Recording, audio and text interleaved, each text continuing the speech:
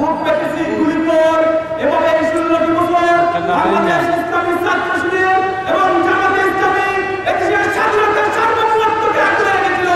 এই জুলাই বিপ্লবকে নিয়ে ছিনিমিনি খেলবেন না, আরো জুলাই বিপ্লব সংগঠিত হবে। শেখ হাসিনা পালিয়ে গিয়েছেন এবং তার সাথে তার মন্ত্রী এমপি যত ধরনের দূষর ছিল সবাই একসাথে পালিয়ে গিয়েছে।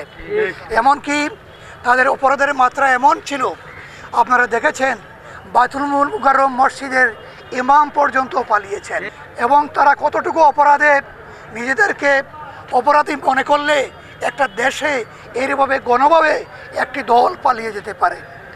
আমরা বিশ্বাস করি এই দেশ এই 24-এর অভ্যুত্থানের মধ্য দিয়ে নতুন করে তার জন্মলাভ করেছে, নতুন করে মানুষ তার কথা বলার অধিকার ফিরে পেয়েছে, ব্যক্তি স্বাধীনতা পেয়েছে, তার মৃত্যুর স্বাভাবিক গ্যারান্টি পেয়েছে। আপনার 5ই আগস্টের পরে, গত বছর 5ই আগস্টের পর থেকে এই পর্যন্ত আমরা দেখতে পাচ্ছি যে বাংলাদেশের বিভিন্ন জায়গায় আপনার বিভিন্ন দলের আর নেতাকর্মীদের আমরা চাঁদাবাজ, তারপর দুর্নীতি করা এই ধরনের বিষয়ে অনেক নিউজ পেয়েছি। তো যেহেতু আমরা একটা বৈষম্যহীন বাংলাদেশ তৈরি করতে চাই, সুতরাং আবার যদি কেউ আপনার চাঁদাবাজ বা দুর্নীতিবাজদের প্রমাণ যদি হয়, তাহলে আমরা সেখানে একটা যুদ্ধ আবার করতে চাই।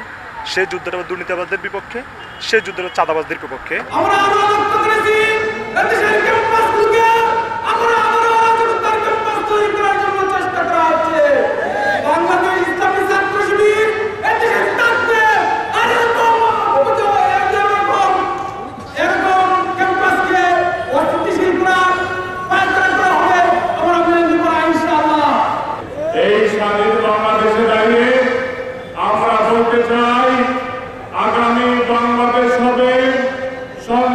মুক্ত, ফ্যাসিবাদ মুক্ত, বৈষম্য মুক্ত, চাঁদাবাদ এবং সব ধরনের অত্যাচার অবিচার মুক্ত একটা বাংলাদেশ।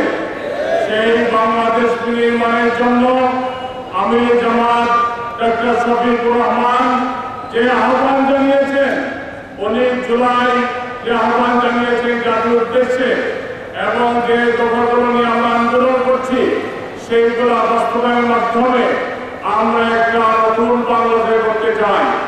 আগামী দিনে যে নির্বাচন আসতেছে, সেই নির্বাচনে বাংলাদেশ জামাত ইসলামী ন্যায় এবং ইনসাফের প্রতি